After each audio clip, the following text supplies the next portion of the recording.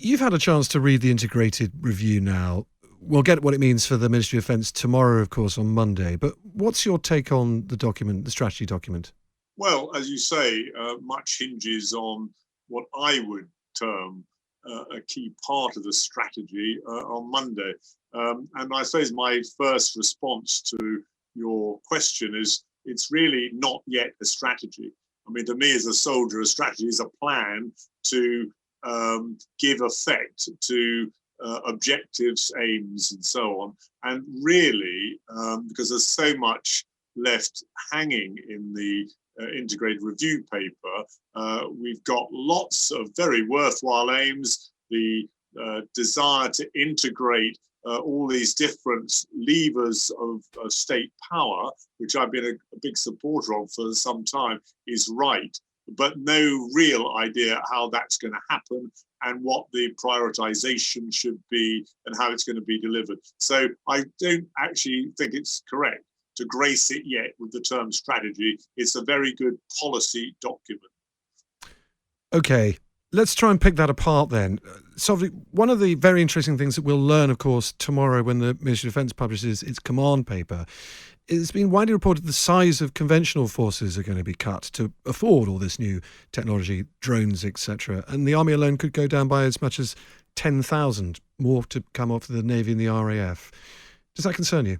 Yes, it does, because depending on how one thinks you're going to fight future wars, the direction of travel is right, i.e. we need to get more into high-tech areas, cyber, AI, drone technology, and so on. There's no doubt about that.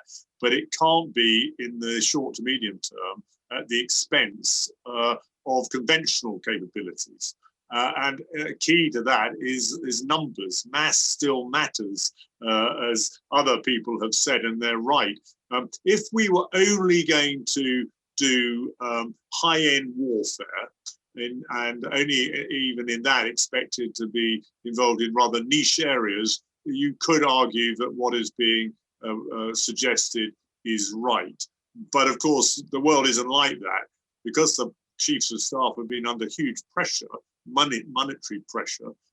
They are, in my judgment, they're underselling the requirement for conventional capability, even in this sort of more high-tech world we're entering. It's still going to be required, and numbers will still matter.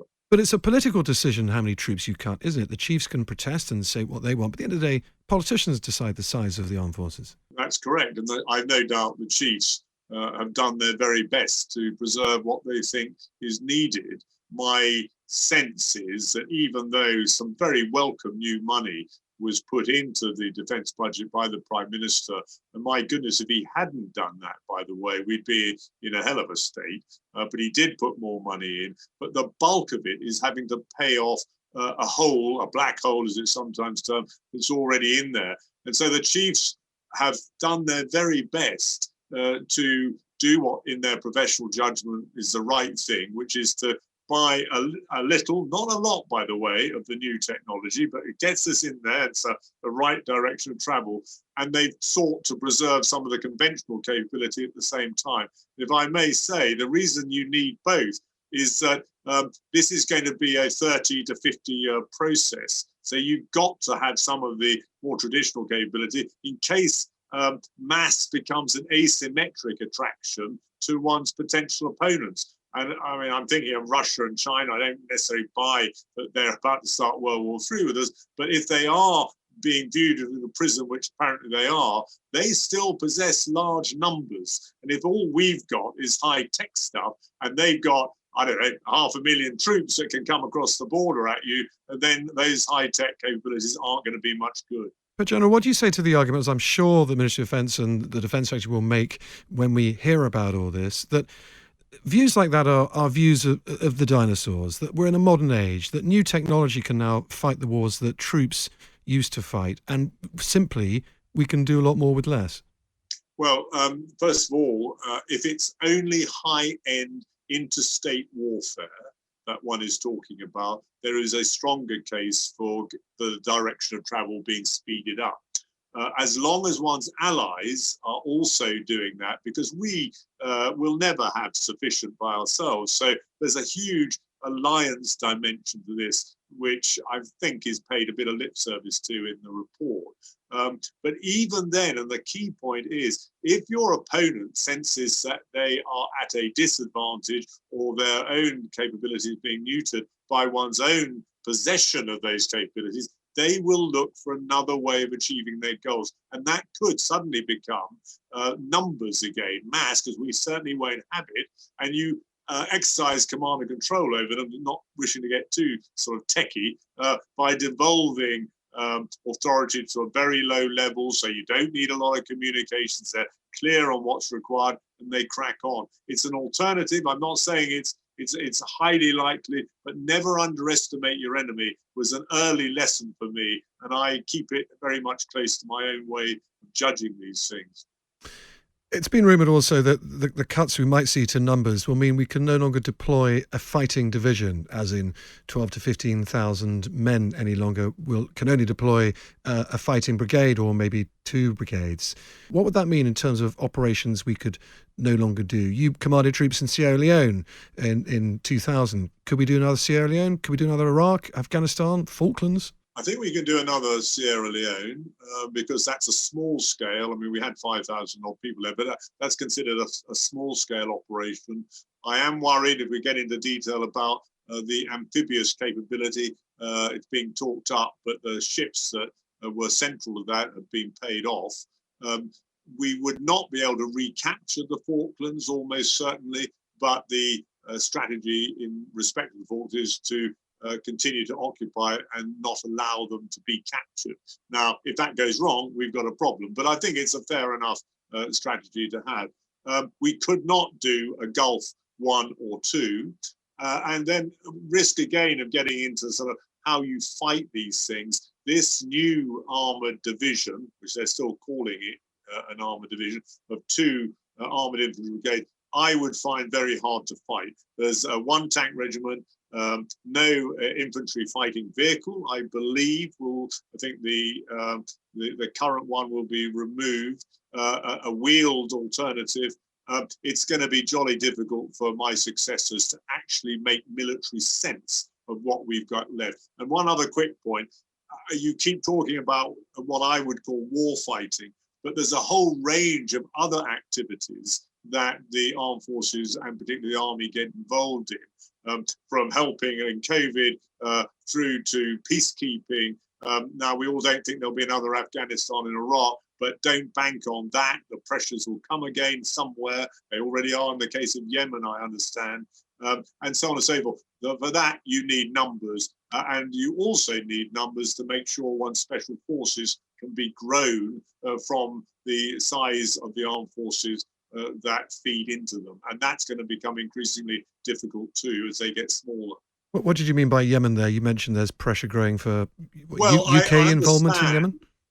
Yeah, you might find it slightly bizarre and unlikely, but I understand from my contacts, and I'm not raising this as a spectre to affect this review, by the way, that there is talk of some stabilization force perhaps having to go into Yemen.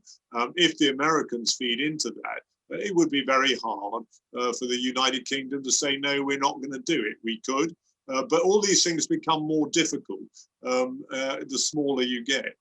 What do you say to people who might say to you, although you did command troops obviously in Afghanistan, we don't want to go back to Afghanistan. We don't want to do another Afghanistan. We want to do another Iraq. We don't want to fight wars of choice any longer. So why do we need the army?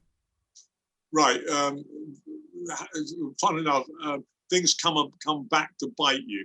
I don't want us necessarily to get involved in other Afghanistan or Iraq, but historically we have. And in, say, Rwanda came along again, or even Sierra Leone, which I think, as I said, is manageable. But say Rwanda came along, would we just stand by and ignore it? I just like to think we wouldn't. We'd have a moral and ethical responsibility to help. All those things like that require troops and numbers. I'm not saying we should get involved with regime change, But I bet you anything, there are people out there who in 10 years' time will say, this is intolerable, we've got to do something about it. And we'll say, no, all we do is fight state-on-state war. And we're very good, increasingly by then, hopefully, at that sort of thing. But we don't have any numbers to risk getting involved in these nice-to-do operations that may be morally hugely important to us, but are practically no longer in our gift.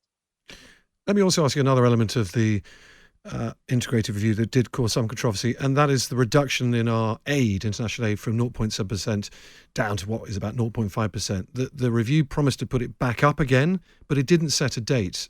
In fact, the government wouldn't commit even to getting it back up to 0.7% by 2030, which is the aim of the review. What is your view on that? And as a former commander on the ground, you commanded international forces in Afghanistan, not just British but American ones too. How much did aid on the ground have an effect on military stabilisation operations? Well, in stabilisation operations, they are vital. They were another arm in the campaign, as every bit as important as the fighting bits, if you like. So, I mean, I did help my friends like Andrew Mitchell and others to try to get that decision reversed.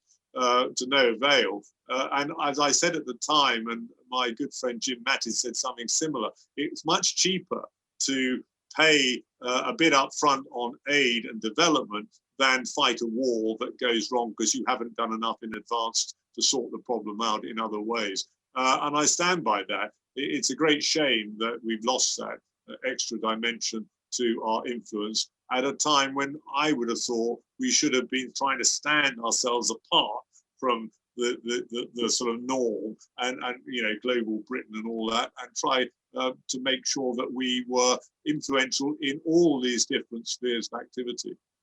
You'd like to see 0.7% return then, would you, as soon as possible? I would, not at the expense, though, of the defence budget. I mean, I suppose if I have a criticism, really picking up your theme, is that we've got very noble ambitions, which the review has sort of captured quite well. It shows how much more integrated levers of state need to be pulled. It hasn't explained how that will happen, and talks a lot about global Britain and so on. I have a feel for what that means, but my own sense is that the resources required to achieve that vision aren't there, and by potentially scattering our limited armed forces, because they're all coming down, give or take, other than arguably the Navy, but they're not getting any bigger and they're already too small. But by penny packeting them around the world, we risk actually buying influence or achieving influence nowhere, but at still great expense.